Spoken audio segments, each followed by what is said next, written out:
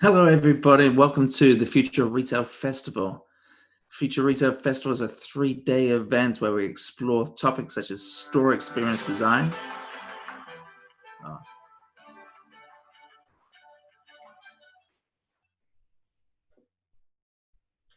Hello, everybody. Welcome to Future of Retail Festival. Future of Retail Festival. Welcome to the Future of Retail Festival.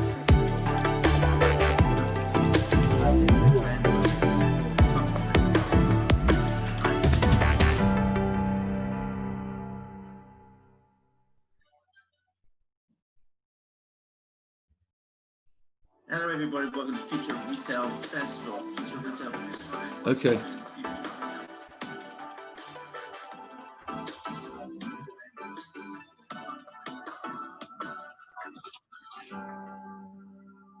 I'm live now. Welcome. Hello, everybody. Welcome to the Future of Retail Festival. Future Retail Festival is a 3-day session where we explore topics such as store experience design, e-commerce and e-selling, and DTC and the DTC playbook. I'm live now. So we're going to start the session. Hello, everybody. Welcome to the Future of Retail Festival. We're going to start the session by exploring a 3-day session where we explore topics such as. I'm sorry, I get a little bit of background noise here. We're exploring the session with Mick McConnell and Ryan Mclaughlin, where we're going to explore, bring in an expert panel of founders, technologists, sociologists, and architects. And we're going to look at, and they're going to debate and discuss new ideas when it comes to kind of developing retail concepts that are future-proof.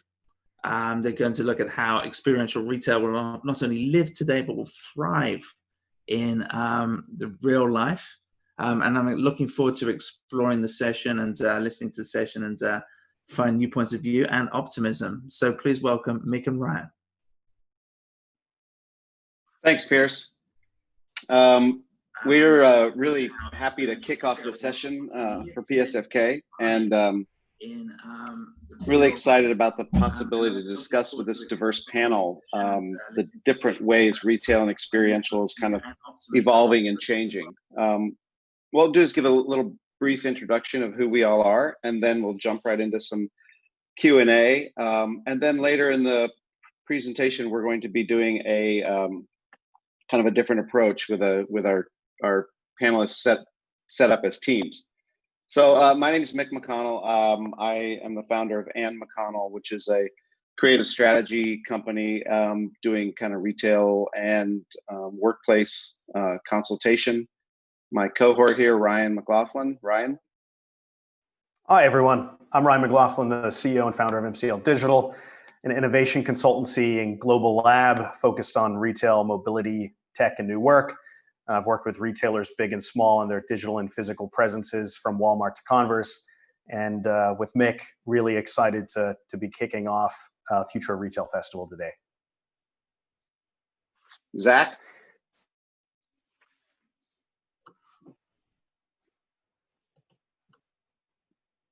We may have lost Zach. If all the panelists could give a little brief bio, we'll jump right into this. Alexander, can you say a little bit about yourself? Sure. Alexander Martin from Deutsche Telekom, T-Mobile's mother company. After the acquisition of Sprint, we have about the same size as the city of Honolulu does have citizens. We sell product that usually needs explanation, as connectivity is something that is not haptic, and even though we do use online channels a lot, we also have and probably will use a long time of brick and mortar places. Great. Irene? Hi, I'm Irene Huang, and I spend my days supporting our next generation of designers as both thinkers and innovators, and with a particular focus on how architecture can serve social justice issues like climate change or spatial inequality through thinking about ways that we can all make better everyday decisions about the built environment. So super excited to be here, guys. Thanks, Irene. John. Hi, I'm John Levy. I'm a human behavioral scientist. I study influence in decision-making. And essentially, companies contact me when they want to build deep and meaningful relationships with their most important customers or their employees. So when relationships really matter. And I spend a lot of my time, besides consulting with company, convincing people to cook me dinner, because 12 years ago, I started a secret dining experience where 12 people at a time cook dinner, but they can't talk about work or give their last name. And when they sit down to eat, they guess what everybody does, and they find out that it's Olympic medalists, editors-in-chiefs, occasionally members of royalty, Nobel laureates, and so on. So I've hosted about 2,000 people across 227 dinners. I think we should just have the entire panel discussion talk about those dinners. I think they're amazing. Katie. Hi, that's a really hard act to follow.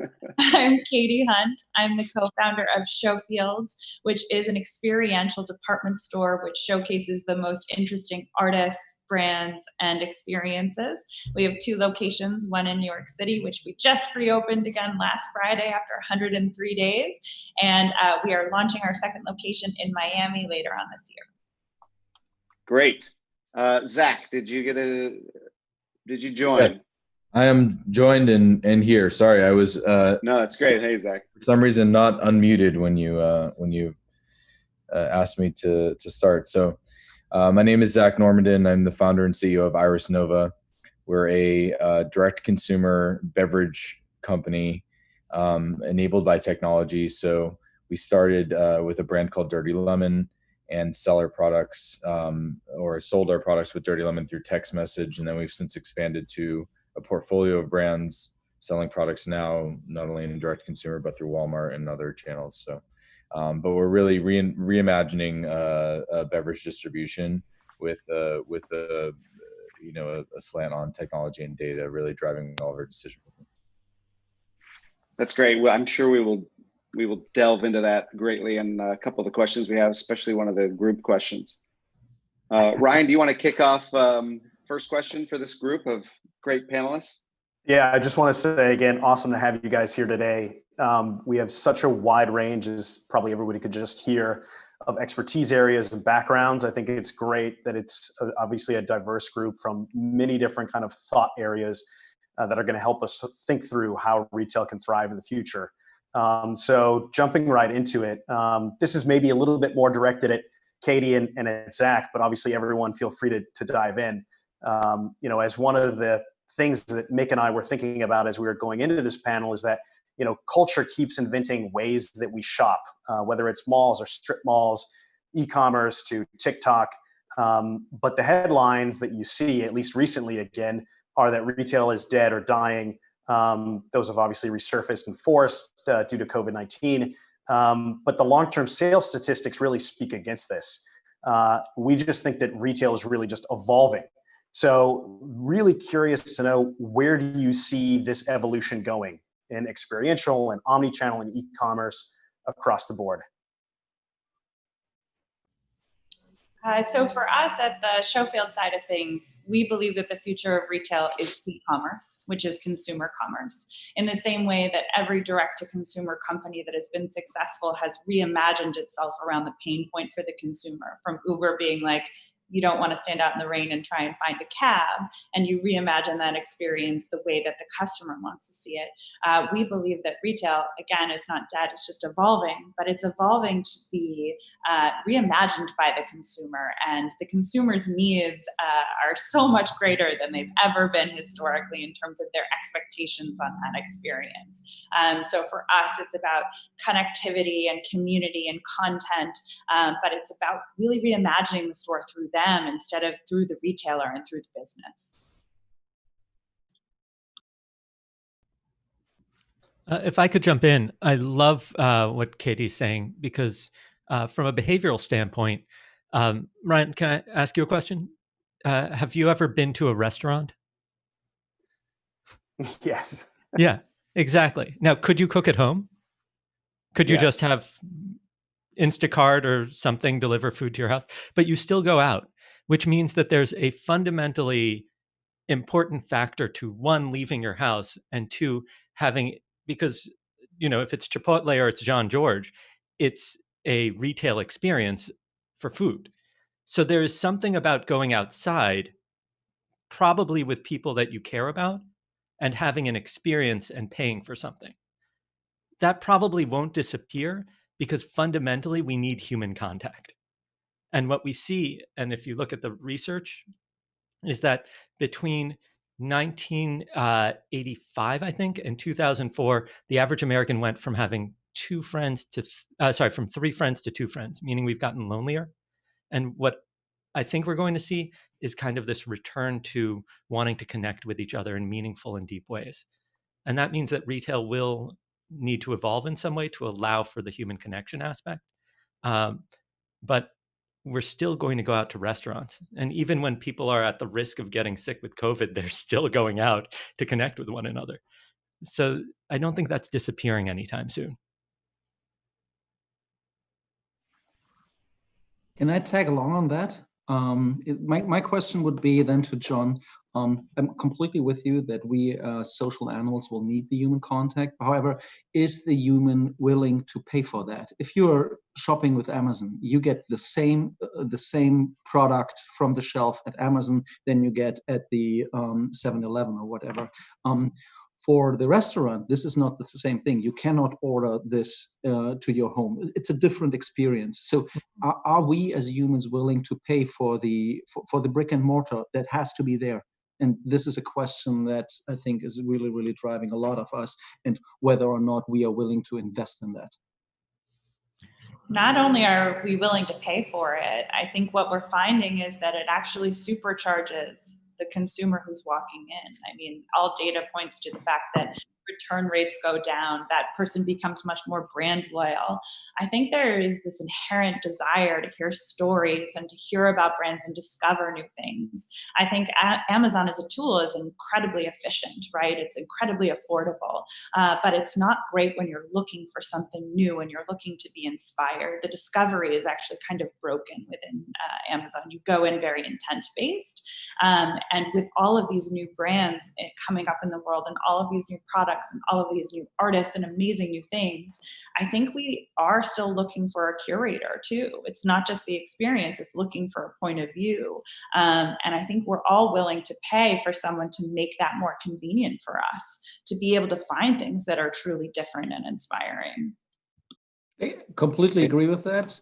The thing I would add on that is, I'm willing to be inspired at your place, but then I'm going home and thinking about it, and then I order it in the evening from the couch, if it's available from some e-commerce. So how do we get to the point, and I'm talking from pure pain on our side here, we have the same thing. Usually people just come to our stores to complain. And this is also something that you could that you could embrace and say, well, why aren't we the brand that embraces that and say, yeah, we have people you can yell at, you can show that you're unsatisfied with it. But coming back to the retail experience, like, how do we provide humans with the necessary information and that they are feeling good enough that they make the decision right there and then in your brick and mortar place? I think that's just a little bit aimed at John. I agree with Alexander. Real quick, just touching on the original point, I'm in Texas right now, visiting all of the stores that carry, all the Walmart stores that carry Dirty Lemon. So I've been every day going into at least 20 Walmart stores, physically touching our product in every single store. So I assure you, retail is not dead. These stores are jammed. Most of them have lines going out the door. That said, I do think we are coming out of a cycle where there has been too much retail. I live in New York City. I live in Tribeca, and for years we worked in Soho. There was so much retail in Soho, and it was unsustainable. There's absolutely, the only thing that was fueling the retail growth was venture dollars in concepts that did not justify retail presence of their own. And even the pop-ups that were coming through there was far too many of them. And I think it was overload for most consumers. They didn't, it was exciting to walk down Broadway or, Mercer or any of these, streets, because there was so much. It was like going to an amusement park. But that's not sustainable, not from a financial standpoint or otherwise. And I think COVID has really dramatically changed consumer behavior to a place where they're going to be really pick and choose the things that they choose to spend their time with, at least for the next few years. So maybe you're going to go out and go shopping on the weekend to a place other than Walmart, and maybe you decide to just go to Showfields, or maybe you just decide to go to the Museum of Ice Cream, for example, but you're not going to also go to the Color Factory and to the Museum of Pizza and the Museum of whatever, all these things together. It's just way too much. So Zach, I'm going to ping pong off that with the next question, because I actually think that's a really interesting point you bring up, and that you're speaking a lot about Texas, where you are, and the difference between that and, like, say, New York City, right? New York City and a few of the other largest cities for retail in the world are anomalies, really, for most shoppers. This idea of commerce, entertainment, education, and hospitality being interwoven, and that when there's a shift in one over the other, you see a dramatic change in all of the above, right? And so I kind of went on this rant in one of our earlier prep calls where we were talking about, like, if you think about the mercantile stores of the Old West, where that was literally the only place you could go to get everything, but it was also where you got your news, your mail, you met your friends, and you found out, like, what was happening in the area, not just the town, but in the area.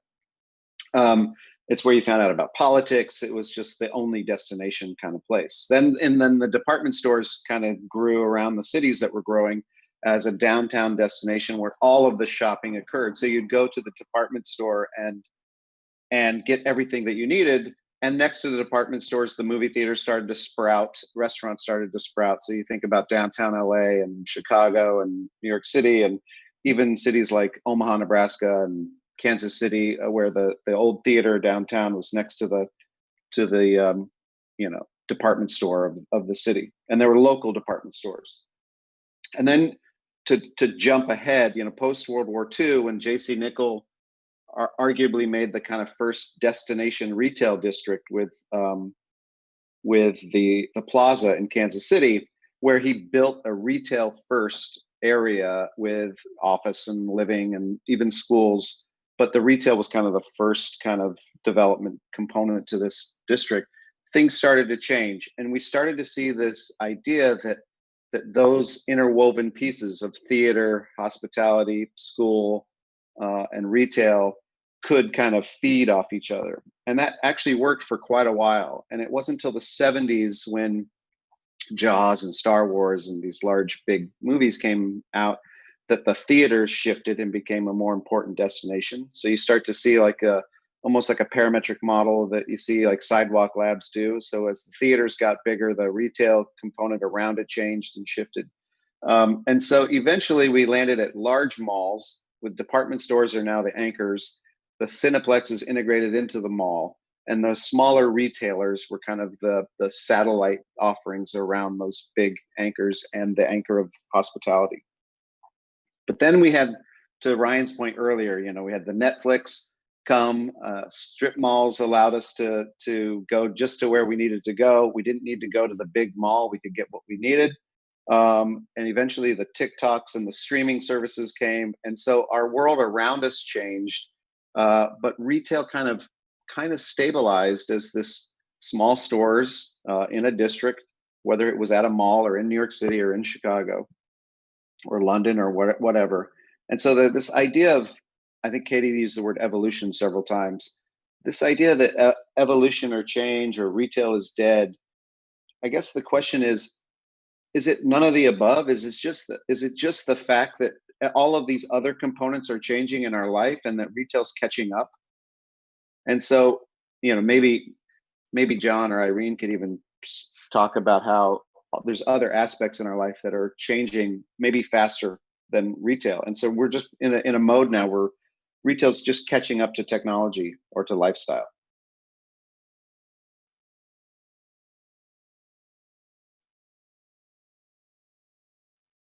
Go, Irene. Okay, hey guys. So, I think a lot of the issues that are coming up just in the beginning are really interesting. And I guess, after mix, a little bit of contextualization, it ends up sparking in me really thoughts about, again, the built environment where my specialty is, right? So I end up thinking about what's our relationship, what's the program, what's the kind of function of these buildings. And, a thought that came up was really a tension that I see between the built environment and, maybe certain, economic demands of retail, which is this question of predictability, this question of repeating things that are successful, of having products that are different, but not necessarily fully out of category. And, we face that a lot. We talked earlier in some of these pregame calls that we had, we talked a lot about education as, at least from my perspective, working in a university, as one of the kind of slowest, most stodgy forms of retail. If you think about it, it's kind of one of the biggest investments that our young generation will be making, probably, sometimes almost as large or larger than a mortgage or their first properties. And so making choices about that, making decisions about that is stuff that I find really challenging. Again, there is that pressure to have diversity and quantity and choice, and to be able to kind of, constantly fluff up that mountain of options we have. But it was really funny. I was talking to a friend the other day, and we were just talking about how I was like going to do some research on a sponge I was going to buy. I mean, something as dumb as a sponge, or like a cleaning product. And I was like, I'm going to go do some research before I end up buying that product. And, that wasn't something that necessarily you'd be thinking about when you're at the corner store, or whether you're in a brick and mortar place where you can kind of touch it and you can see it, and you can, the scale of the diversity is something that's human scale that you can handle. So again, kind of tying all these things together, education as a big investment, need for diversity of product, but then where does real innovation come in? And then the kind of overwhelm of choices, and how I think the changing nature of retail is that people are actually bringing a retail mindset to almost all decision making that they're embarking on. And I see that in architecture, whether someone is thinking about how they're going to design their house, or how they're going to, decorate the curtains. There's always a kind of retail economic perspective behind that. Is that a good investment? Is that the best product? And so, I mean, I'd be curious from John's perspective as a behavioral scientist, like how are consumers dealing with that overwhelm? That to me is something that I'm really curious about. It's funny you should say that. I was just thinking of that there's this famous study that probably some of you have come across about how to get people to buy jam, like jelly, at a supermarket. Have any of you heard this, by the way? No? Okay. So the experiment goes like this. Free sample day at the supermarket. People are coming by. There are 3 options, and people taste some of them, and then they go and buy. The next sample day, they, I think, have like 26 options, and people test out tons of them. I mean, like, everybody's testing out different flavors and so on and so forth. And what the conclusion was, wow, look at all the engagement we have around all these products. Except when you have that many options, nobody buys. So sales were way down the more options you have. And the most famous scientist to study this is a guy named Barry Schwartz, and it calls it the paradox of choice. And he said he ended up discovering that the more options we have, the less happy we are. And there's a whole slew of reasons. And one of the most important is that when we have very few options and something doesn't work out, we blame reality. But when there's an infinite number of options, and that I have something and I've spent time looking for it, then it's my fault. And so you actually end up feeling bad the more options you have, even if the ultimate product is way better than anything you would have had otherwise. So, And I just want to jump in, because that really makes me think about what Katie was saying earlier about having, these curators. And we were supposed to have a kind of fun fact earlier, and I wanted to interject that one of my fun facts is like, currently in my research, it means that I'm also reading scholarly papers about Kim Kardashian, which I think is hysterical, but just her effect or that effect, right, of these kind of curators of how we make these decisions. And, I appreciate that anecdote or that experiment that John just shared with us, because it really is, to me, part of like the work I do all the time, working with young people, figuring out how education can evolve, but thinking about that particular question, right? Students, at least the ones I'm working with, they're not worried about how many choices, but they're exactly worrying about what John said, which is how do they make the right decision? How do they maximize that decision? And it comes with this real level of expectation, as Katie mentioned before, about the product. And in our case, that's education. So is it a product that they're buying? Is it a degree? Is it an experience that they're buying? Or is it access to certain ways of thinking or certain knowledges that they might not have had before? So thanks for letting me interrupt you, but I love that jam example. I'm gonna again incorporate Katie's curatorial attitude and John's jam anecdote in my next lecture. You guys tune in the fall. If you want to add one additional fun thing about, or actually two quick things. One is people tend to fall into two different categories when making a decision. Also retail, whatever, no matter, there's maximizers and satisficers. So, and Katie, it seems that you're nodding your head. Maybe you want to field this because you have to deal with it way more than I do. Go for it. So essentially, a maximizer is somebody who spends a ton of time trying to find the absolute best option. Like you go and you read all the blogs and then you compare and you spend hours on it. Is that what's going on your paper, Irene? Yeah, I wrote the word maximize right up there. So you hit it right there. You got it right on the spot. The other group are satisficers. It's where you see a bunch of options, you see one's ranked really high, you pick it, and you move on with your day. It turns out that the satisficers are significantly happier with their decision and take significantly less time. So when it comes to happiness or feeling like you've made a good decision, you might be best off just giving your decision to somebody else, like a curator or an expert or Katie's store, because they have all the cool stuff. So I might as well just go there, pick out something cool, and probably be happy with it. No, it's really funny. I think for us, like we try everything before it comes in the store. And like we have an all natural deodorant company called Each and Every that we're showcasing right now. And we tried 60 all natural deodorants before we curated it. But now when someone's walking through the store and I happen to like be in the booth with them, I can be like, this actually works. I know because I tried 60 and this one's the best one. And you can ask my team because that was a long 60 days for everyone in our small office. But it's like, I think sometimes like having someone do the legwork makes you so much more satisfied with the choice at the end of the day. Yeah, and it's not about necessarily just hearing about the features, like we're not like, oh, you get a master's degree and then you get a bachelor's degree. It's more actually a lot of our students, when they're trying to decide again on one of the biggest investments they're ever going to make in their lifetime, is they really want to know about what other students thought. How did you guys come to that experience? How did you guys come to that decision? What was the thinking process? What did you consider? And they're really hungry for that. So I guess for me, that's like another thing that's really interesting is not only are there choices, there's so many to pick from, and there's the different ways we can engage those choices, but it's not, again, just about the features of the product. It's really just the thinking behind it, again, that is really fascinating and really meaningful to especially our young people.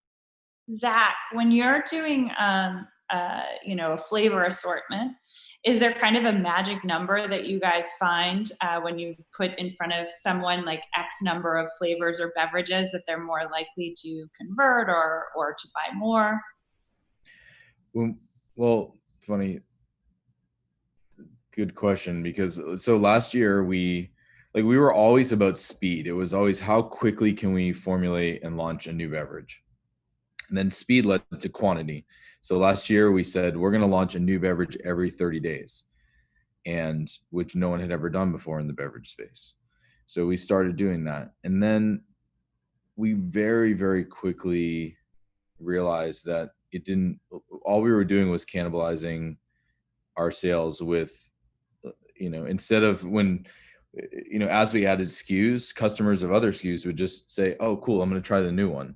And then, it didn't really, do much. But yeah, I mean, listen, I see this in the beverage space. There are hundreds and hundreds of beverage brands. And I mean, there's only so much room for sales. I mean, as big as beverage is, there will never be enough consumers to consume all of the beverages that are launched every single year. And it's not even putting a dent in Coca-Cola's business. So it's like you look at those metrics and you realize that, you know, there's an issue. And I think the same exists in retail. I mean, you look at, you know, everything that's happening. Just yesterday, Bloomingdale's, Macy's, Macy's had a huge round of layoffs. You have Neiman Marcus, you have Nordstrom, you have all of these massive department stores that are having massive financial issues. And it's because they are, as the aggregator, they weren't curating enough, and the market was really fragmented. But I do think that's going to happen in a lot of other industries where things are just going to go away. When you're talking about movie theaters before, Mick, I think it was Mick, movie theaters should go away. It's a waste of real estate to have a movie theater. Why would you want to go to the movies when you can have a release in your home on your TV, watching it in your pajamas? This is what Netflix has enabled for us. I love going to the movies. I have 3 children. We go to the movies all the time. But if we can watch it at home, I'm just going to pay $20 or $30 and watch the movie at home on the day that it comes out. So it's like, why have a movie theater? It's just to support. Zach, I'm not sure I agree with you. And here's why. Do you have Spotify? Of course, yeah. Yeah, okay. But would you ever say, honey, we're just going to stay at home and dance to Spotify? There's fundamentally something about being around other human beings. You're not around other human beings in a movie theater. You're just there with them. You're not interacting with them. When's the last time you went to the movies and you talked to someone? I talk to everybody. Like my wife, John talks to everybody. Zach. Like literally, Zach. I'm in full agreement. But the experience of being around other people, even if you're not in direct communication, is still an experience. Most people didn't interact with everybody at, let's say, Woodstock, but it was still an incredible experience. Just because I could stay at home and post to Instagram that I support Black Lives Matter, but there's something fundamentally different about being in a crowd of 100,000 people walking down a street. And so I'm in full agreement that theaters may not be a good use of real estate. No, like, sure. Well, but what is good? Yeah. I'm sorry. No, please. I was going to say, what is a good, the evolution of theaters, for example, is like, now there's these theaters with, beer and wine and food and all this stuff. So like combining 2 experiences together and then putting that in a movie theater is a great. So I'm in agreement with you that maybe it's an exaggeration to say theaters should all go away, but I do think that, the experience needs to evolve to meet the needs of the modern consumer in a way that, is relevant to the time. And I think like these massive mega cinemas just don't achieve that. But yeah, listen, I'm a huge believer in physical human contact, and I'm in agreement with you. So. And if you ever want to watch a movie separately at your home and I can watch at mine, we can then join on Zoom and talk about it so that we don't. That's a thing already, distance. John. Netflix party is a thing. Yes. Yeah. Let's Netflix party, Zach. I think that's a good segue into our next question, especially because of all the comments that just kind of flooded across with consumer expectations and choice. So it actually reminded me of the Robin Williams film, Moscow on the Hudson. If you guys know that one, when he's in the supermarket and there's like 50 brands of coffee in the United States and he's used to one brand of coffee coming from obviously Soviet times. So, just in terms of the other side of the equation around the cost of customers, in store versus online. I know that, in some of our prep calls, Alexander, you had some strong opinions on this, on the cost of customer, that there's a significant difference there. Would love for you to maybe elaborate on that.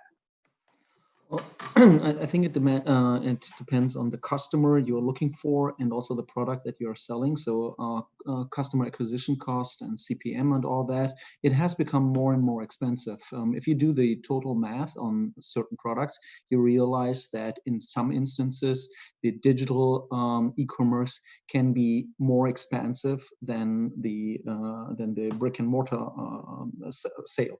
So there is always the let's say, a conundrum in there, like, which way do I go? And I think most of us would answer, you have to do both in this world right now, and you have to find a way to do like the entry level with the sparking the interest and all that through the online, and then somehow get the people to the offline experience, because this is where you make the sale better and with a more convincing arguments than you can ever do through an online channel, in my opinion. So this is the curve that you have to build up, like in the beginning through digital, and then somehow find a way to get them into the store.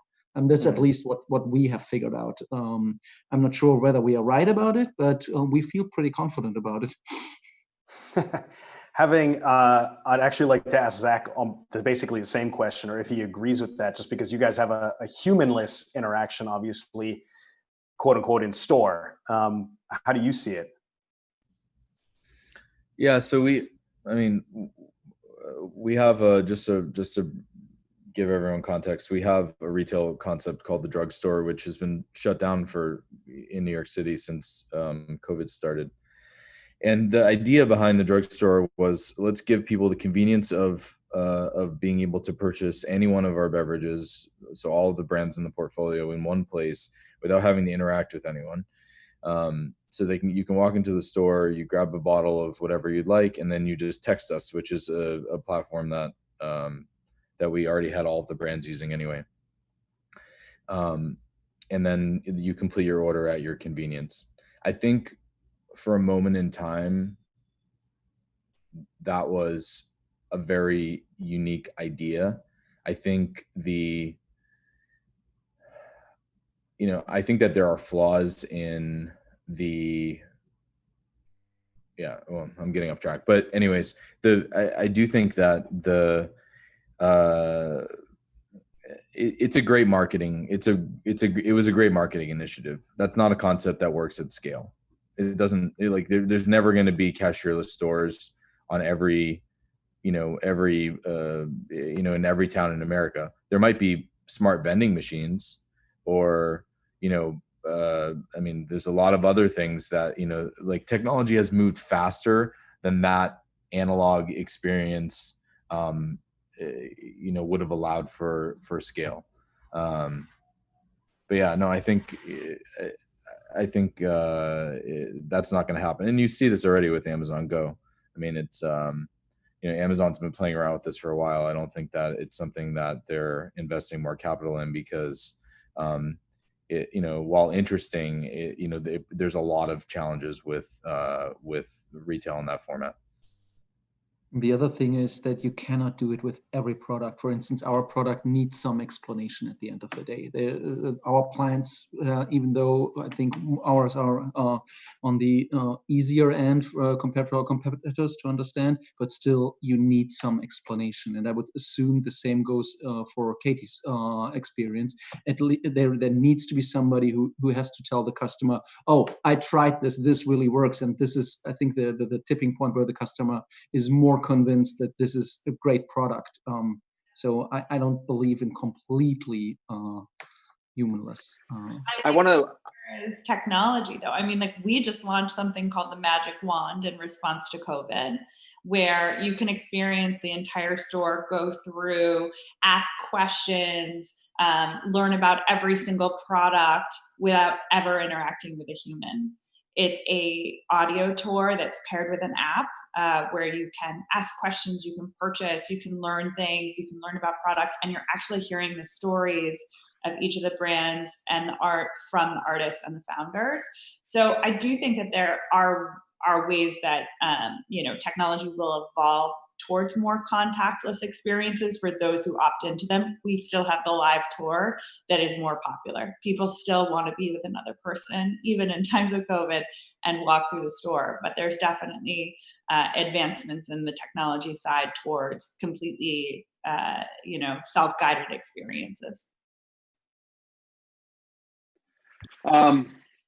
It's funny because I want to shift gears.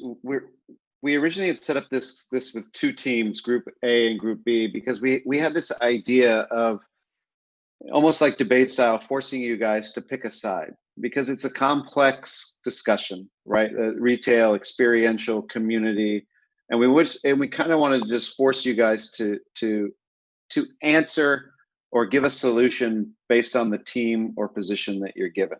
So that's why you see the A and B behind everyone. Katie was going to make an A out of kayak oars or something, yeah, behind her. Because of time, because this discussion has been so good, we've lost a little bit of the time, but I still want to do this.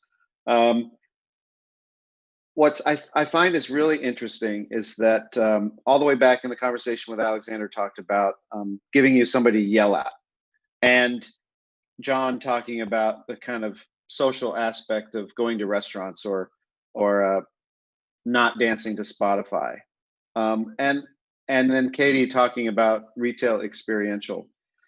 I think there's a really interesting phenomenon that's happening around retail, as in commerce retail, and I do think there are relationships to education and hospitality and everything. But if you look at like what Nike's just recently announced, so Nike just announced that they're going to build 200 of their neighborhood stores. And I don't know if everyone knows what that is, but Nike by Melrose was the first Nike neighborhood store. It was created in Los Angeles several years ago now, maybe 4 years ago.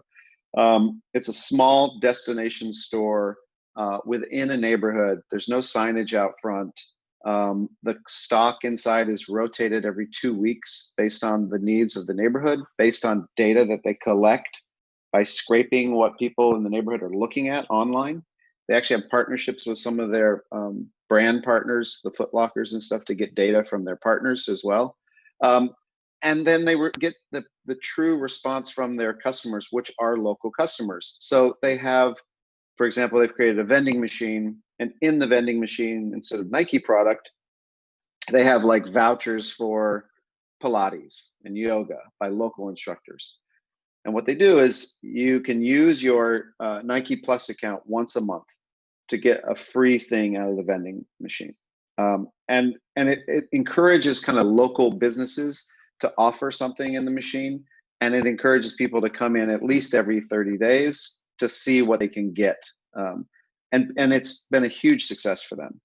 The other thing they do, which is really interesting, is they don't return the returned product back to the mothership.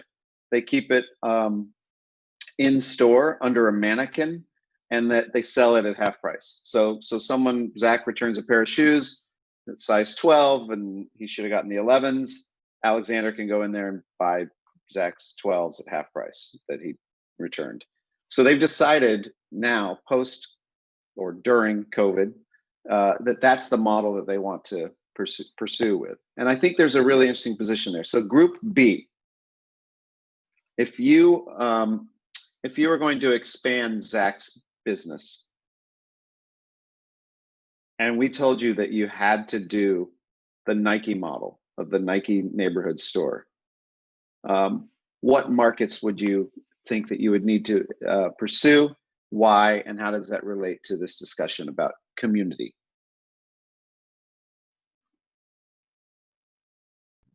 It's Zach and Irene. All right, so Irene, do you want to go first? I just want to make sure I have the question correct. So we're expanding a business. Yep. The plan is to have a smarter, more neighborhood focused store launched in how many cities? 200 cities. 200 cities. Okay. No. So just There are 200 cities? they're going to do 200 stores. That's a really good point. 200 stores. Let's say 200 stores. Okay. No, but sorry. You're in New York. What's the question though? You said three markets. The position is, explain how you decide where to open these markets and what are the first markets that you go after to establish these local stores for your brand. Got it. Irene, Specifically for your brand. All right, I'm going to take a stab out there. So just remember, I'm an academic. All right, guys, even though I'm Group B. I think for me, then my answer would be, I don't know if I would be tied to physical community. Like, I think physical community is important, but I've noticed, a lot of again, our next generation of students, especially the young people I'm working with all the time, they deal with community in such, fluid ways. It's like AR, VR, they're constantly not tied to physical presence to have a fulfilling, community exchange, and it's all over the place, right? And I think in that sense, to me, what I would target first is not necessarily a physical place, again, a locale, but rather a topic or a kind of interest or some kind of intellectual thing that can bind a larger group of folks together, right? And have a discussion with that, kind of spark it through values or curiosities about a particular product within a particular community. And I think then that builds, for me at least, again, thinking about education, students making the biggest investment of their life. We have a global cohort that comes to study at the University of Michigan, and they're really interested in understanding the experience or the product in advance of that, and then they bring it back to their local communities and they talk about it. But again, local or immediate community can be across an entire country, and they have a chat group, or they have another way of becoming a cohort that I think is really changing. So I think for me, that's how I would take a stab at it. That's how I would approach it. All right, so here's what I would do. As an early stage brand, like your own retail store is not a good spend of capital. I would take all of those locations, turn them into distribution hubs, buy a bunch of bicycles, and have delivery drivers that meet at that hub to pick up the product and then deliver it directly to consumers' homes. Because having your own, like, it works for Nike because it's Nike. It's one of the best brands in the world. Would it work for another, early stage brand? No, because you don't have the power of recognition, and the internet's a better tool to get your word out. And then if you can over exceed expectations by delivering products to consumers in the places where they live or work very fast, then that's an expectation that you can control, and you can over deliver in that to actually have create a lasting memory that people want to come back to. Well, and that gets over the fidelity problem, right? Like, again, what we're dealing with now is we're thinking about how we change in-residence education to an online experience, right? And a lot of our students are thinking about, well, what does that mean for me? Is that a lesser product? And again, there's this bandwidth issue, or this idea of fidelity that we have in the physical environment. You get to experience the thing or the product with all your senses, whereas when you're doing it through a digital format, you have to make up for that ability to kind of grope the product physically that you can't do in a virtual sense. And so I think Zach's idea of kind of getting it out and delivering it to these different individuals is a real way to kind of build up that tactile relationship with the product too.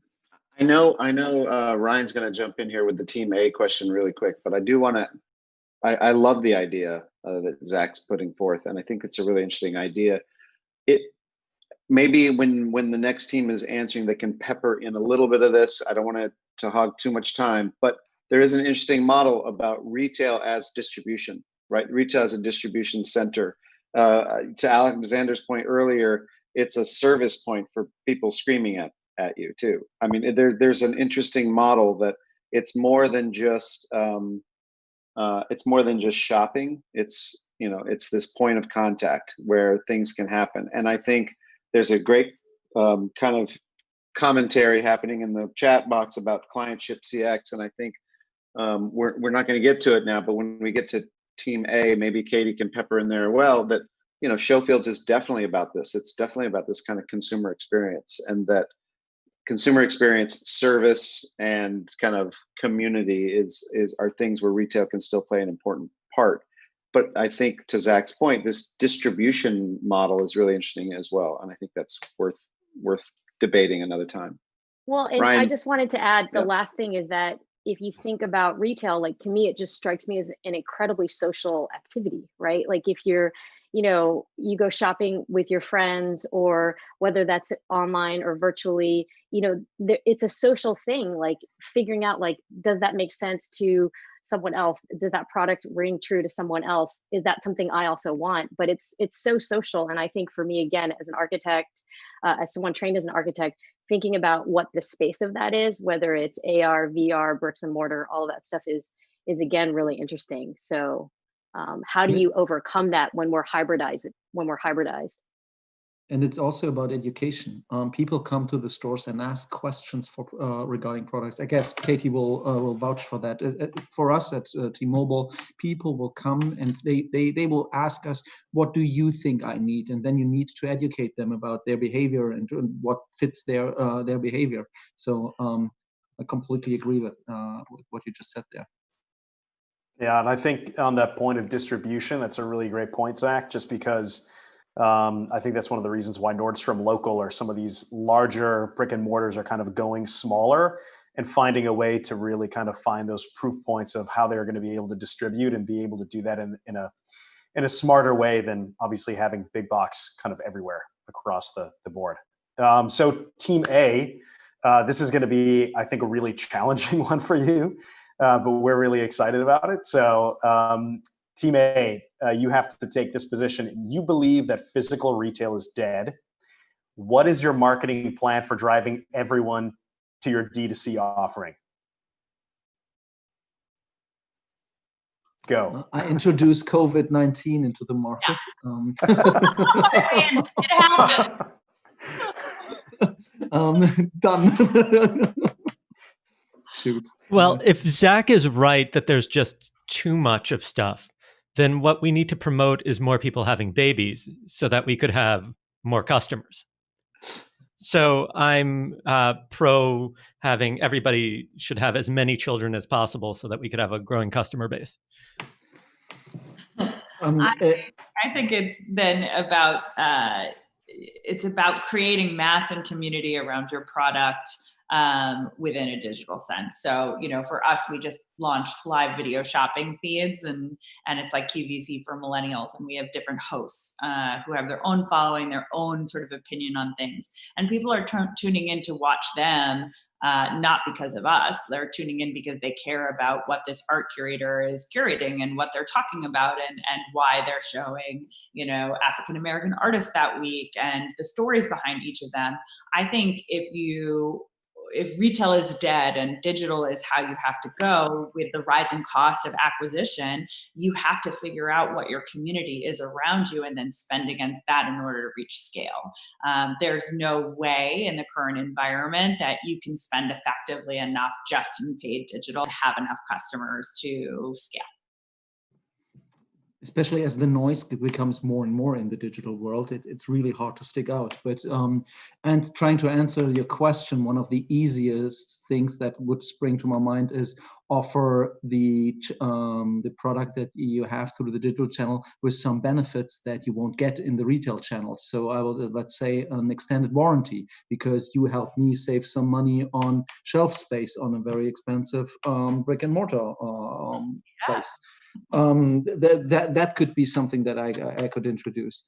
And the other thing I think that will really help, not help, but will get people to use the digital way more, is provide them with more convenience than there. I'm not sure how to do that, but this is what I would try to do to give them what Katie just said with the curators, channels that will give you more and a broader view on a product that I, as a sales representative, couldn't do in the shop itself. So that you can have video there, you can have analysis there, you have comparison there, stuff that one single person cannot make up for. So those are the two things that I could just come up with in 30 seconds. I'd like to offer a quick counter to what John was saying about having more children. I think we need to just. I don't have any. I was totally kidding. No, I'm not. I'm just saying that I think we need less products. There are way too many products on the market. Like I use Katie's example of the deodorant all the time because I remember Katie saying that earlier in the year about the 60 deodorants. We don't need 60 deodorants. We don't need that. So why not? Like, we need to cut back on the number of products, and we need to stop enabling so many products to go to market because it's not doing anything. It actually so go communism. Well, just one product. I mean, it's a deeper conversation, but it's not about no competition. It's just that, consumers have decision fatigue when it comes to choosing so many different things. And there's so many dollars spent in just trying to get to a place where you have enough momentum to take your business to the next level. And for a lot of products, they'll never get there because they're not. One thing I've observed in being in all these Walmarts, I've been in almost 200 Walmarts now. The products that succeed and make it to Walmart shelves are differentiated, and they appeal to the majority of Americans. So and I think that a lot of the noise comes from products that are so curated and niche that they'll never reach that scale. And I think that that's the there has to be mass appeal to a product in order for it to really, unless it's just a hobby business for someone, in order for it to really kind of justify the investment that comes with building a brand. Anyways, it's probably another. I think John, Zach, I think you're dead on. I think John probably can give a more thoughtful, serious answer about behavior and its relationship to that. This idea of too many products, I think, is a really interesting aspect. One of my favorite examples of this is Hamburger Helper. So the traditional model is keep releasing SKUs so that you get more shelf space, and that functions as an advertisement. Zach, you were talking about how terrible an idea that is, because what essentially happened was parents stopped buying Hamburger Helper because there were so many flavors they couldn't trust that their children would want it. And children being such finicky eaters, as I've heard, because that it's that yes. So being such finicky eaters, since they couldn't trust that the SKU would be available, they would go with somewhere else. So initially you see this like bump when you release a new product because they're the early adopters and people want to try it, and you get like more shelf space. And then you have this issue, like a simple example, competitors is Spindrift. Spindrift released a whole bunch of initial products that were really fun and tasty. And then as their SKUs increased, it became impossible to find the ones that I actually wanted. And so it became less appealing to purchase. All right, guys, we're going to get kicked out of this room, and I don't want to get kicked out until we have a chance to thank everyone. I actually could keep going. I think that everyone on here knows that. We've done this on our prep call. I think it went an hour longer than scheduled. This idea of evolution of retail and community and community building, and still this social contact, I think is really relevant, and it's interesting, especially given the current state of things. I just wanted to say really quick, thank you to all of you. It's been a really great discussion. I wish we could talk more, and maybe we could do a round 2 another time on another panel, Pierce. Thanks again, everyone, for doing this. Thank you. Thank you so much, everybody. I think if you enjoyed that, one of the things that we have been doing is setting up a call, same time, same place, a week later, more of a kind of classic Zoom call to let attendees have more of a kind of dialogue with the speakers. So let's talk about that after the fact, and we can invite everybody back and see if they want to continue the conversation. But that was so rich and helpful, and I love the debate. So thank you, everybody. Thank you very much for having me. Thank you, Pierce. Zach, I can't wait to try your product. Send me your address. Oh, really? Oh, thank you. I was happy to go buy it. I have a couple things to replace the Spindrift. Which Spindrift flavor did you like? Spindrift, grapefruit. The grapefruit. We don't have a grapefruit product, but I'll send you a bunch of stuff. Send me Awesome. send me your address. And we'll For sure. All right. Thanks, Bye, guys. everybody. Thanks, guys. Bye. Bye. Bye.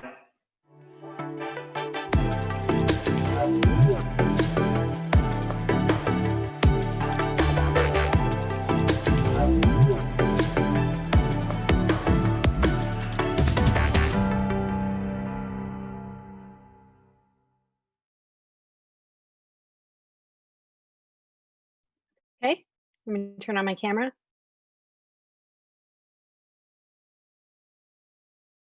Okay.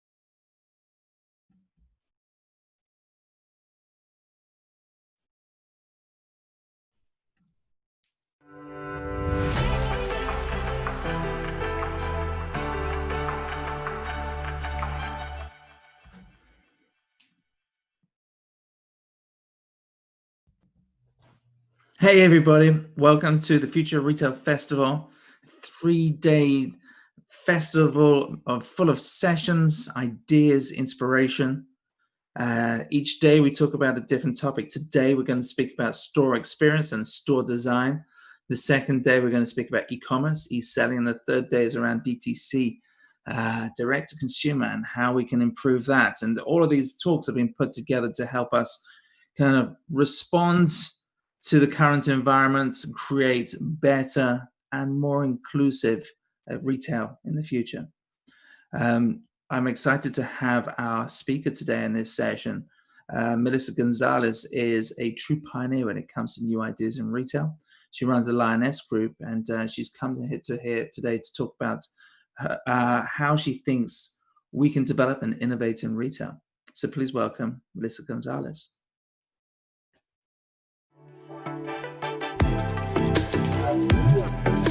Hi, Piers. How are you?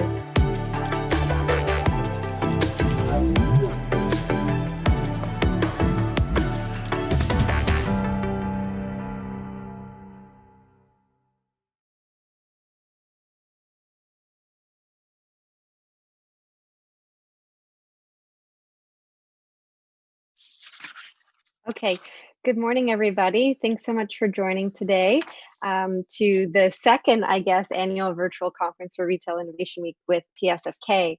I'm here today to talk to you a bit about the new consumer behaviors that will reshape the physical store. So I'm going to go ahead and share my screen. Okay, hopefully everybody can see that. So the new behaviors that will reshape physical stores. So before that, just want to be sure to introduce who we are for anybody in the audience who's new to us. We are the Lioness Group. We are experiential retail strategists and pop-up architects. We have produced over 150 brick and mortar experiences across the country, really dedicating ourselves and creating immersive experiences that drive ROI and help our clients tell compelling stories. Earlier this year in January, we did merge with the global architecture firm MG2. So that really allowed us to extend our footprint and really dive into combined expertise in experiential design, operational strategy, architecture, and really provide a holistic end-to-end design practice from ideation all the way to build out. So I'd like to give that background so you understand our lens and our scope and the way in which we intersect with our clients. So now we're going to take a look at the new behaviors. And these are behaviors we've been talking about throughout this year, but we're going to look at how they've continued to accelerate and the impact that is having as we think of store design in the future. So the trends that have continued to accelerate are BOPUS. And when I talk about BOPUS, I talk about the holistic aspect of that whole experience, everything from buy online, pick up in store, buy online, ship to store, buy online, return in store. So the holistic aspect of that, curbside pickup, contactless payments, and the openness to shopping new categories online. In our first iteration of this conference, we talked about a lot of these, and we started to show the growth of it that was happening as soon as stores closed in March. But now we're seeing that those trends are continuing to accelerate. And some of the numbers that we look at that have come to fruition over the past quarter, the number of orders placed online and pickup at stores by customers surged 208% between April 1st and April 20th, compared to a year ago. For those that you saw Target earnings, Target's Q1 2020 same-day services increased by 278%. Drive-up units were higher in Q1 than all of 2019. And of the millions of guests who use drive-up, 40% of those were new to the service. So what we're seeing is the current conditions that we're in, the necessity of things is really driving innovation, and it's driving the consumer's appetite to try things at least once. And if it's a great experience, they're going to probably continue to use it. So as we talk through how we think of store environments to better serve that, you'll see why it's important. MasterCard Giant saw a 40% jump in contactless payments, including tap to pay and mobile pay during the first quarter as the pandemic worsened. And as of April 5th, Walmart grocery app saw 460% growth in average daily downloads in comparison to January, indicating a surge in new customers to Walmart grocery who may have never placed an order before. So we look at things and we say, okay, well, how has that progressed? The big question is what's going to normalize as stores open and as they continue to stay open. What we mean is that a lot of these trends have continued to stay strong. For the entire period of March 16th all the way through June 11th, BOPUS orders rose over 350%, topping 2 million orders picked up from stores, as been surveyed by 260 clients by Corbo. And 63% of US shoppers bought goods online that haven't previously considered those online purchase, and 75% for millennial shoppers. So we're seeing this continue to stay strong even as stores begin to open. And we're not saying that physical retail won't serve the purpose it did in the past, but it's definitely going to modulate, and it needs to become a place that serves multiple purposes, both from fulfillment side and from the experiential side. And the other fact is this is really across generations and demographics. So as much as we highlight millennial shoppers here, what I will say is you're seeing adoption of this, everything from Gen Z to millennial, Gen X, and baby boomers. So we're really going to need to think about that as we think of the integration and technology across channels. So retailers can plan and adapt for trends and consumer behaviors by considering a number of things as they start to look at store design. There's the modularity in store design, including fixtures and store format. And then there's that seamless integration of technology, providing convenience for customers. So integration of technologies, consumers are likely to gravitate towards retailers that create convenient experiences. So we talk about contactless payments, we talk about digital shelves become more widely adopted, and we talk about mobile enabled shopping experiences playing a bigger role. For sure, it's going to range, right, from what the retailer does and is able to provide. You've seen great examples of what Nike's done in that kind of self-checkout enabled experience through their app. And you see a lot of this curbside pickup. But whether it's low tech or high tech, what we really need to know is that consumers are going to want to be able to interact in a fluid way. So as we think of the integration of that within the store, we have to rethink what that customer journey is going to look like. And the importance of omnichannel with flexible store formats. So we've talked about omnichannel forever. Really, we're talking about unified commerce now. Individual locations will need to duly serve as both places of discovery and fulfillment centers. If we look at Target, 80% of Target's Q1 e-commerce sales were filled from stores, and that continued to Q1 2020 e-commerce sales were fulfilled from stores, and fulfilling orders this way costs 45% less than traditional warehousing delivery. So I apologize on the slide, it should say 2020. But the other thing that's important is necessity driving innovation. It's decreasing that timeline to market. So while as retailers and brands thought, this is my roadmap for the next 4 years, they're putting those things into fruition now. That's step one, and consumers are using it, right? So there's validation in that. Step two. Step three, though, is it's impacting the bottom line in a positive way. If they're able to fulfill orders less, Target was able to do that 45% less than their traditional warehousing delivery, and in-store pickup services were helping the bottom line. So those are all validations, and this is going to continue to be integrated into the store. The humanization of technological experiences is also aiding experiential design. So a question I get often is also, what's going to happen to experiential design? Is that dead because we are in a no-touch world? And the answer is no, but we're going to have to rethink it. So as we think of technology, there's that powers the backbone and the efficiencies around things like curbside and BOPUS, but there's also that powers the brand experience and that experiential moments. Virtual assistants are becoming more common in store aisles. You can walk into the store, whether you pre-booked an appointment or not, and you have an opportunity to speak to someone in a no-touch way that is well educated, this robot, Pepper, and can answer your questions. And you're also seeing voice being more integrated into store environments as well. The integration of AR and VR is nothing new, but you're seeing that come to fruition more as well. Certain categories, it's resonating more than others, but it's starting to get looked at in a more wider lens. Beauty and home, for example, are great examples of augmented reality. And if you think about it with the blended approach of curated merchandising and technology integration, we think about how do we reimagine the store, right? We steer away from fully merchandised environments, and we look into, okay, how do we create the store as a vehicle for testing, for product education, a spotlight for best sellers, new product launches, or unique collaborations. So if I think of beauty, for example, let's imagine that you're approaching an end cap and it's equipped now with AR mirrors where you can virtually play, right? And customers can experiment as they please in a low touch way. Maybe at the central core, there are QR codes that allow customers to gain remote control via their mobile device so they can browse new categories and products. We can't underestimate how much a person's phone is really becoming their remote control to choose their own adventure in store. And how do we leverage that, right? We also can think of kinetically responsive technology. And I think in the past, we strayed away from that because of cost. But if you think about it, that's a great way to have a customer come in, and it enables no-touch exploration around product details, around brand story, around a guided survey. And those are low-tech integrations that you can lean into. When you think of QR codes, for example, customers can also take it a step further and interact. They can unlock a video content, they can place an order. And what's great is, as we're seeing more and more adoption of it, it's also helping us more and more uncover customer intent, customer purchase intent, right?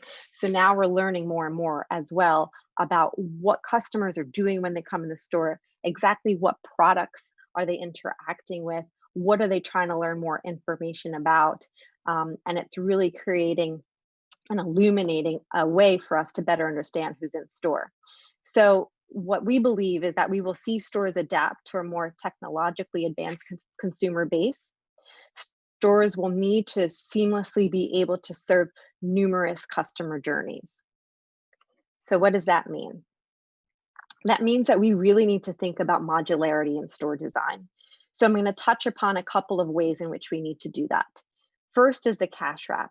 How do we rethink the cash wrap? Pre-COVID, there was a lot of friction around the adaptability of contactless payments, right? And Apple and Samsung Pay was just coming, but you didn't see a wide adoption of that here in the US. But as consumers look to the future, they're all but demanding limited contact interaction at checkout. They're pushing for this adoption. They're accepting NFC and RFID and QR codes, right? And so the desire for self-checkout begins to eclipse a bit more of that traditional full service checkout that we see. And so how do we create environments that can modulate for that, right? We need to be flexible for those who are doing self-serve and those that are needing assisted checkout. And there's extremes to it, right? There's the Apple Store version where a store associate should be able to check out a consumer wherever they're standing. There's the Nike aspect where a consumer can check themselves out wherever they're standing. And then there'll still be those needs where we need a full service checkout experience. So how do we think through that adoption and that modularity? The cash wrap will need to be less clunky. It'll need to be a singular moment with store employees in a store, rather be less of a singular moment and more malleable and fluid to be able to serve the customer where it's most convenient to them at the exact time of their purchase intent. And of course, we can't forget about considerations in design for hygienic money handling. Another area we're really looking at is flexible storefronts. So the storefront is always going to be a point of storytelling, and that's not going to go away, right? It's a three-dimensional moment where you can immerse somebody. But that's going to become important more and more as we continue to see curbside adoption, as we're seeing people need queue areas as they're waiting to be served, and just as the purpose of stores continues to flex and modulate. So display windows are going to evolve in their purpose. They're going to require the ability to become, at sometimes, a point of visual display and storytelling, and at sometimes a point of purchase or pickup. During the week, for example, when traffic is lighter, having fully merchandised windows and displays with a QR code might be the most impactful. However, during higher traffic and weekend hours or days, the checkout or the pickup moment may take precedence as the window's focal point. So how do we have it flex from that? How do we have it efficiently serve as a curbside moment? How do we have it shift from visual to shoppable storefronts? And have it be a point that can easily have the ability to monetize, right, those storefront windows in a scalable way. So the storefront window and the modularity of that is definitely going to be a big place that we think about as we rethink design and the flexibility of that. Then we have the scalable floor plan. So, as we think of floor plans, we're thinking of things like the allocation of front of house and back of house. And that's an important point because as the store flexes from how it's going to, the purposes that it's going to serve, sometimes we need it to be 25% back of house and 75% front of house.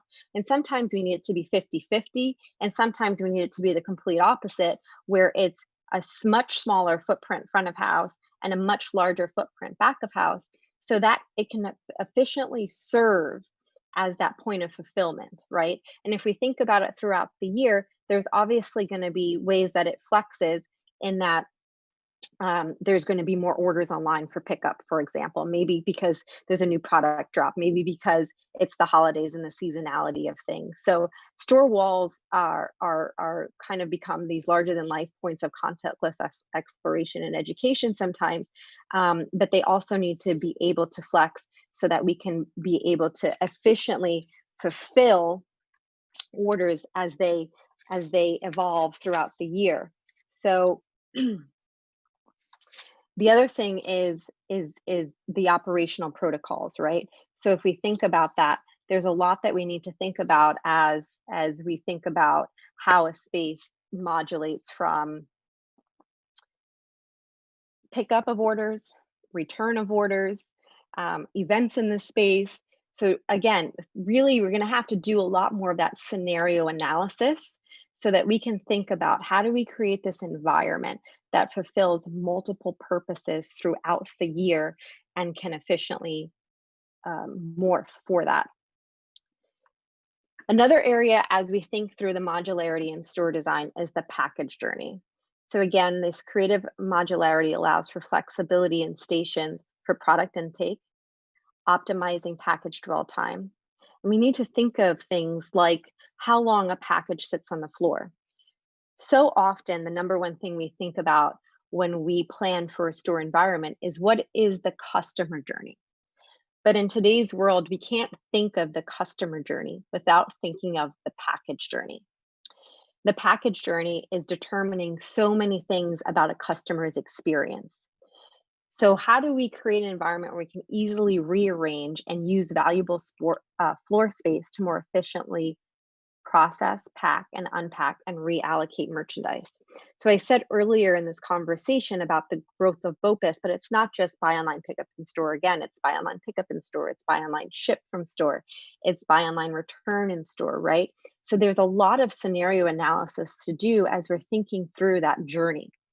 And we know that if that is done well, then we are checking the box and saying, okay, we created a great customer experience. There's a discovery element of great customer experience, but then there's like those quick service metrics that enable a great customer experience. So if we think about that efficiency, right, then we have to plan, we have to have a logistical lens on as much as we have that experiential design lens on.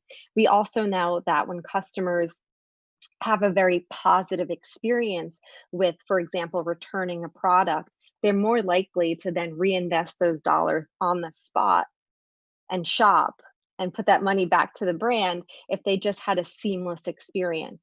And that helps encourage repeat purchases, right? So how do we create an environment that does that? We want to think about allowing for the expansion and abridgment of processing stations for product intake, for optimizing dwell time. We want to think about how do we rearrange and use valuable floor space when, for example, we don't have as many pickups. Maybe we want to use that moment for a pop-in shop. Maybe we want to use that for another spotlight. Maybe we want to just have a waiting space there.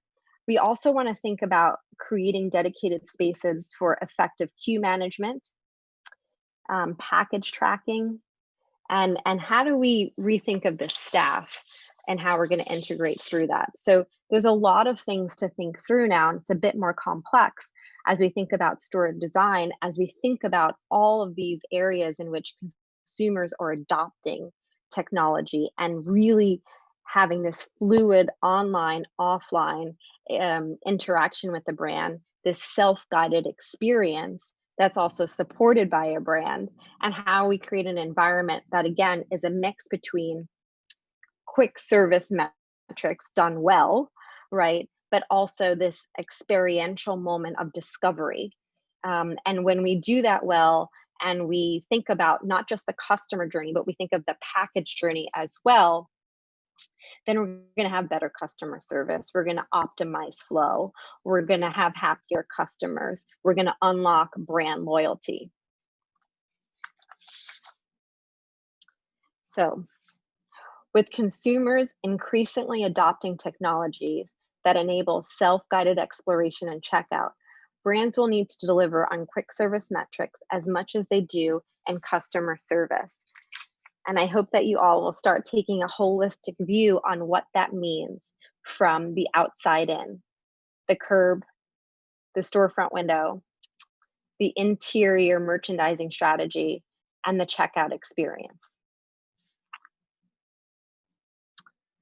Thank you. And for those who want, we can talk a little retail.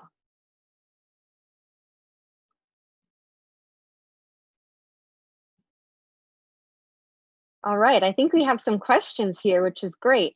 Let me look through here. First question that we have here: in what ways will customers want to re-embrace touch? Will there be a backlash on touchless innovations post-pandemic? I don't think so. So my answer is there's definitely going to be a normalization between really being reliant on contactless and then wanting to have that human connection again. I don't think that we have a concrete answer to what that's going to be in the next month or 2 months. I think it's going to be a lot of evolution over the next few months. The longer that the pandemic lasts, obviously, the more of the impact it's going to have on our expectations in the future. But that's why we really want to create these modular environments. And there's a lot of opportunities to create immersive experiences, experiential moments, without necessarily relying on touch, but in igniting the other senses. So it still feels human. I think at the end of the day, it's not 100% just about the tactile. I mean, there's certain elements that need it for sure, but it's about layering the human side of retail. If we lean into the safety measures too much, it becomes a clinical experience. And then a consumer walks away feeling, you know what? Did I really need to go there? Maybe I can just do this myself or shop online in the future. So it's really about finding those human moments for now.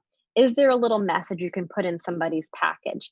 Is there color that you can add to the environment that really evokes emotion?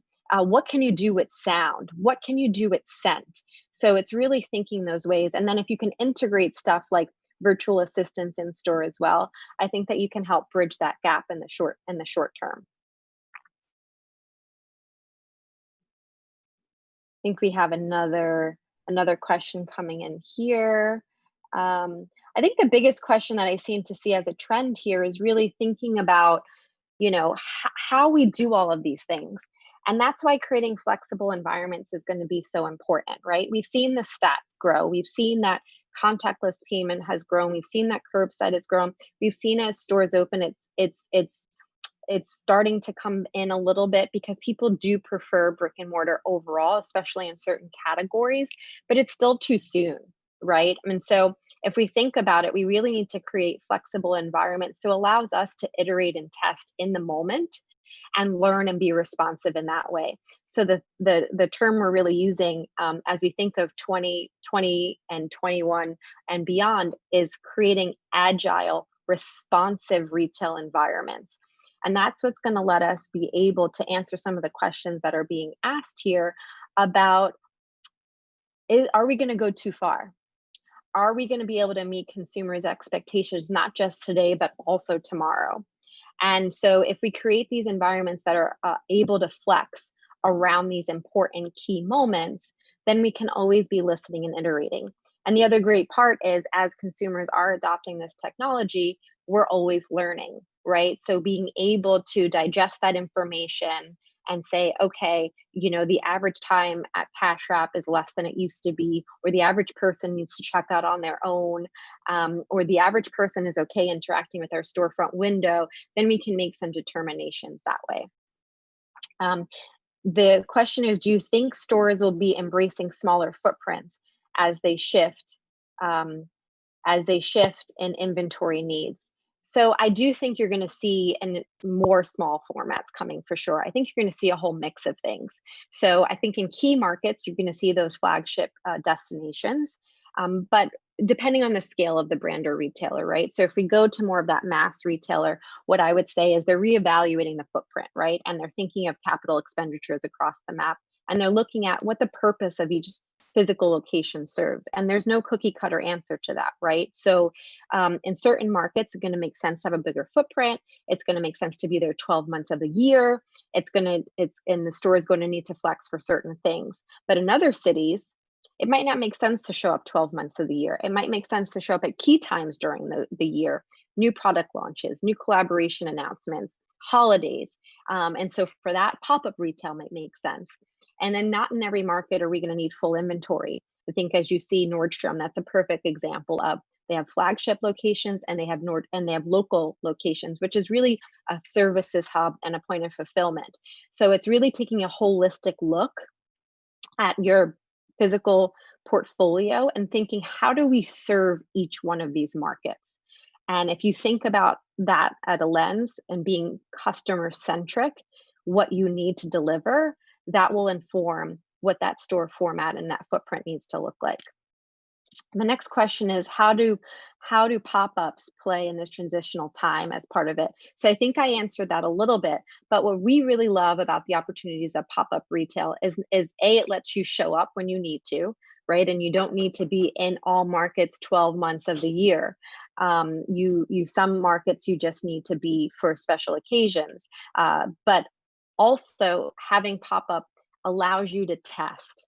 It allows you to test what works and what doesn't work. It allows you to do A/B analysis on different layouts, merchandising strategies. How does it flex from a point of fulfillment to a point of building brand awareness? How does it flex for a point of community space? And so and play with the fixtures, right? And how they need to modulate. So there's a lot that pop-up can serve in the new norm as we're seeing it. Next question is, can you talk a little bit about the staff journey? Many retailers are facing having to restrain and hire new workers to adapt to shift changes as they are also experiencing contraction. Staffing is definitely a tricky thing. What we've seen be really successful for a number of our clients is repurposing staff. So a lot of the in-store staff, whether it's pop-up, retail, or permanent, they're at the front lines. They're talking to customers in store on a daily basis. They're probably the most informed when it comes to the FAQs, right? Those frequently asked questions. So repurposing those staff to be at the call centers, to be a beauty advisor, to be an online stylist, really think about their knowledge base, right? And all of that. And they can translate that human connection online. And that's been really successful for a number of brands that we've seen across categories. So I think there's a lot of flexibility within that. And it also reinforces the importance of how you train your staff, right? How do you really train them to be able to interact across multiple touch points, right? And be able to be flexible enough to be able to serve your customers, whether they're dealing with them in an online or an offline environment. So I think that might be the questions that we've received thus far. So hopefully that was insightful for everybody. Again, we're in a changing time. It's a quick evolving time, and we've never had to be able to think on our feet as much as we have. And 2020 is probably going to be marked with a lot of, learning on the fly and really just being adaptable. But at some point, we do need to really plan for 2021 and beyond. And the purpose of the store is going to be different. And those who are successful are going to be those who truly understand that the physical retail experience doesn't just serve one purpose. It is a point of discovery. It is a point of fulfillment. It is a point of community. It is a point of education. And it really needs to be able to seamlessly flex for all of those scenarios. Thanks so much for joining today. I don't know, Piers, if you're coming back on. That's wonderful. Thank you so much. I was just flexing. Great. Perfect. Thank you so much for that that final kind of wrap, and kind of a reminder that we need to focus, and we need to be optimistic, and we need to think about the future whilst we deal about today. So as always, it's always such an insightful talk, and it's so great to have you back on our stage. And thank you so much, Melissa. Melissa Gonzalez of Lioness Group. Thank you so much. Thanks so much for having me.